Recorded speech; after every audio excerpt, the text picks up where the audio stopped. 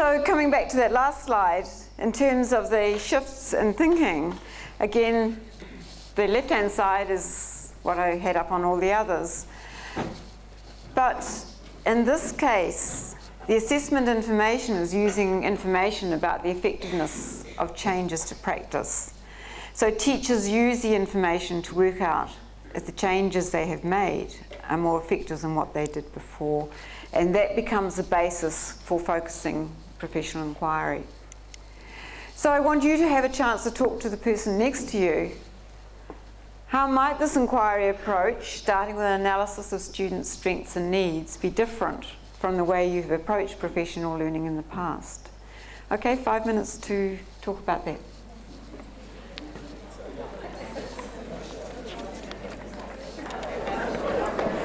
How many for you, just show of hands, is it very similar to what you're doing now? That's me. So how many is it quite different? Well, nobody's, so what's the answer? Nobody has put their... How many of you is this different from what you were doing before in professional development? It's different? Okay. For how many of you is it quite similar to what you're doing now? Okay, so about the same. Anyone want to make any comment, question?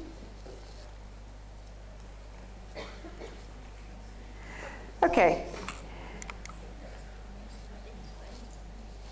Teachers make the difference. We know that statistically. It's what happens in classrooms that really make the difference.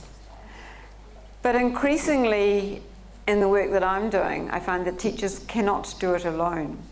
We have to shift in our thinking from teachers having professional development that leaders organise, to the leaders actually being involved in it. This slide comes from one of my colleagues, Viviane Robinson, who did a similar synthesis to mine, but hers was on leadership. What were the leadership activities and tasks? What were the things that leaders did that made a difference to outcomes for students? Now, these are all academic outcomes, simply because the research is not there on other outcomes. On the top one, these were the big five things that she found were associated with making a difference.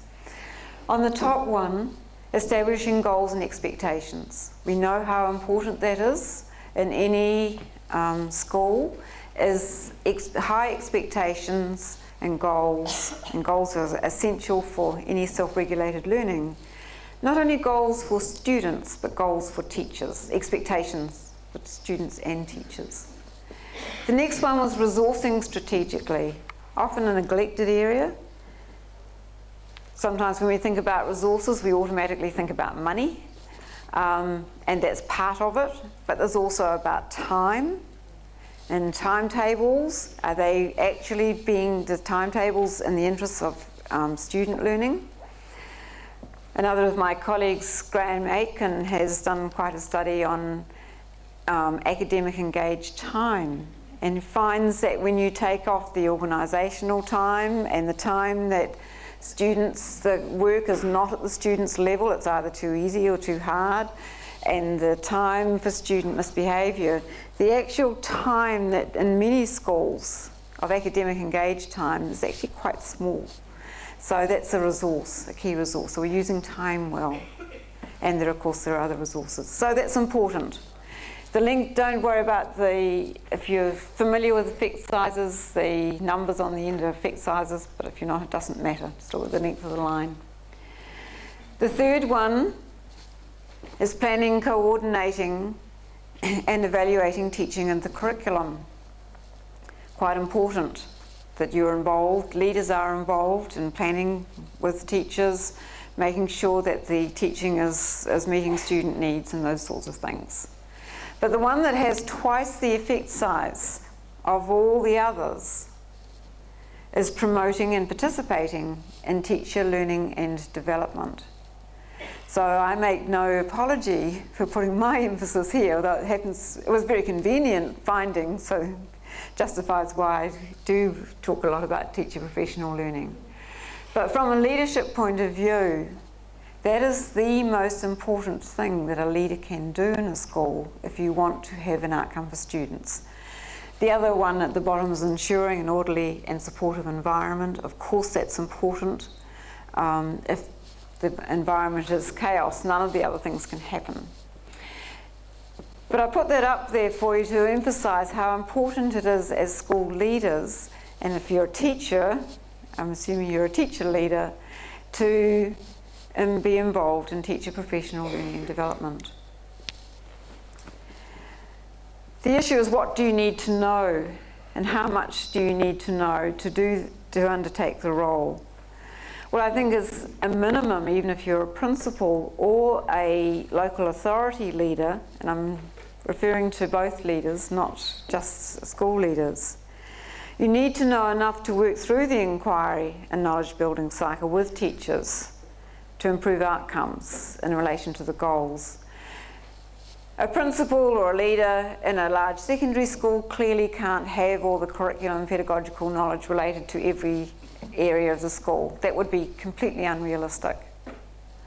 But if you, as a principal or as a municipal or local authority leader, don't know what it means to create the conditions for teachers to learn and draw on the expertise, the subject expertise or the pedagogical expertise that's needed, then it's going to be very difficult for people to engage. And one of the issues about resourcing strategically, this is an expensive model in terms of time for professional learning. It's much cheaper to get people in a room for half a day and tell them what they need to know. Unfortunately, it doesn't work.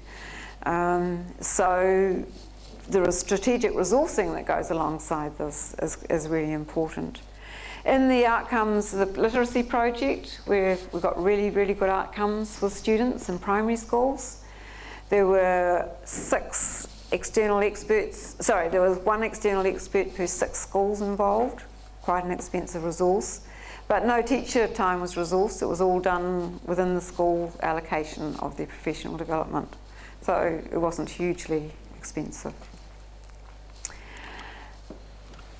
So for following on from the diagram of the dimensions of effective leadership, it's thinking about the leader's inquiry is, what knowledge and skills do our students need?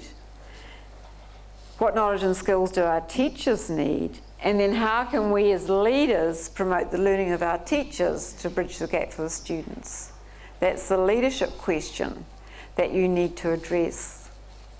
And then deepen knowledge, professional knowledge, and engage students in new learning experiences. So you have to engage both your teachers in new learning experiences and your students' learning experiences.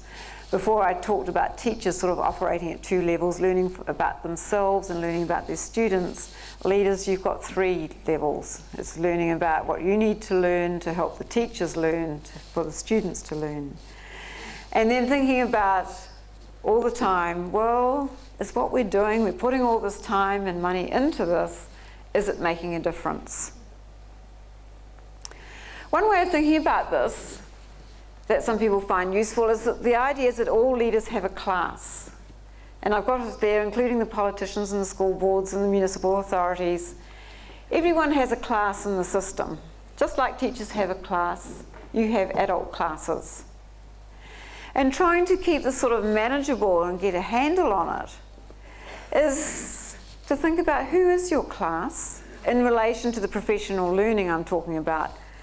If you're a leader of a large school or local authority, you'll have many different classes for many different aspects of your jobs. So I'm talking about professional learning now.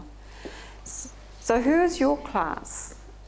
And who is the class of others in the schools you lead? In schools, I mean, it might be above the schools, or it might be this within the school. Or if you're a teacher, are you working with other teachers? Are they your class? Or is it just your class of students?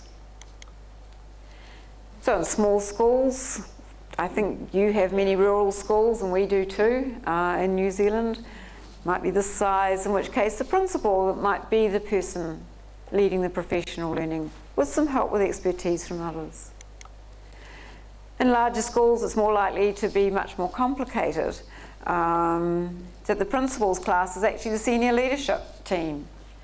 And the principal's job is to make sure the senior leaders have enough knowledge and skills to teach their class of curriculum leaders. And then the curriculum leader's job is to make sure they have enough knowledge and skills to teach the teachers in their departments or whatever configuration of schools you have. One of the challenges I've found in schools working in this way is sometimes principals think they have to be everywhere and doing everything, and they can't.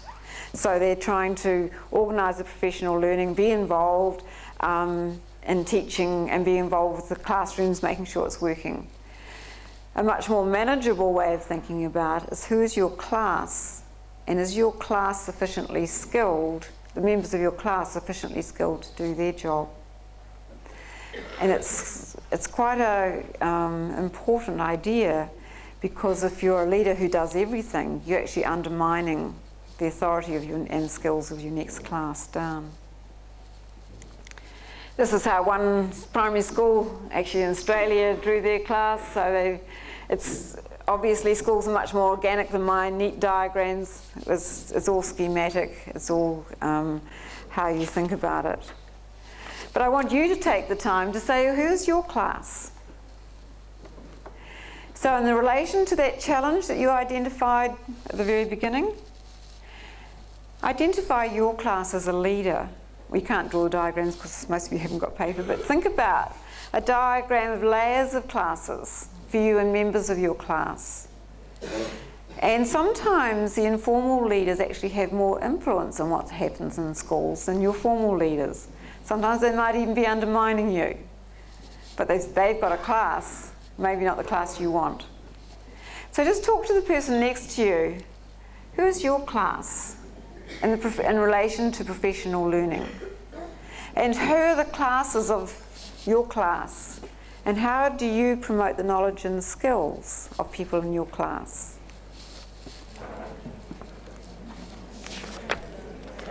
I hope that was a helpful way of thinking about your role in the system and following through. Because in my experience, one of the difficulties of this is that leaders think they have to do everything. And so I want to flick to leaders who develop adaptive expertise. Again, from the two, that from leadership being primarily the job of the principal or the formal leader, who may delegate responsibilities, to shifting over to leadership is seen as a job of a leadership team, because no one can have all the expertise that is needed to lead this kind of professional learning. So having a leadership team who can move in and out of different roles is critically important.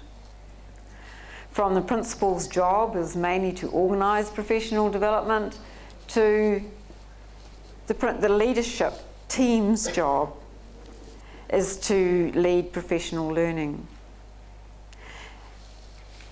One of the ones on this left-hand side is the principal's job is to motivate the teachers to teach well.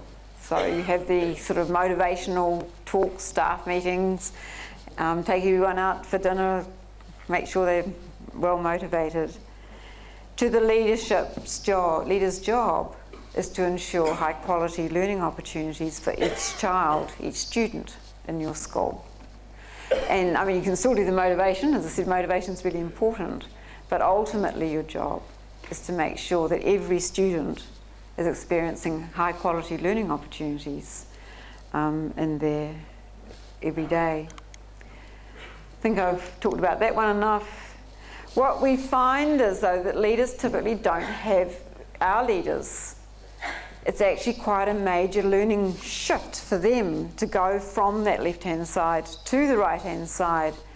So they, in the literacy project and other projects I've been involved with that have had good outcomes for students, the leaders have actually developed their own inquiries. So it goes from what knowledge and skills does my class, that you just identify, already have? And then what knowledge and skills do I as a leader need to teach my class? Because you are a teacher, you're all in education, you're all good teachers, you wouldn't be here if you weren't. So, but it's a different kind of teaching, so you need new knowledge and skills. Deepen leader knowledge and refine leadership skills, engage my class in new learning experiences, and then to check whether my class has actually learned what they need to learn and doing what they need to do. So that this slide and also becomes one for everybody. Where are we going? And it's such a critical leadership role in that slide I put up, establishing goals and expectations. So the leader's job is to establish those goals so that everyone in your schools or in the schools in your area know where they're going, what's important, have high expectations, know how they're doing in relation to those expectations. So what's the gap that they need to fill, that they have decided themselves, have worked on? And most important is where to next. I was in a Canadian, talking to a Canadian audience, and in the break, a school principal came to me and she said, she was actually an ex-school principal, she had retired, but she said some of the students in her secondary school got very poor results in one subject area. I can't remember what it was. But she said the district superintendent came to her as principal and said, students aren't doing very well, what are you doing about it? What are you going to do about it? So she said, well, I didn't know what to do about it, so I went to the head of department and said, students in your department aren't doing very well, what are you going to do about it? Head of department went to the teachers and said, the kids aren't doing very well, what are you going to do about it? And of course, what did the teachers do? Say to the students. That's not the system that we want. It is everybody together learning how to do this better. So thank you very much for listening and participating.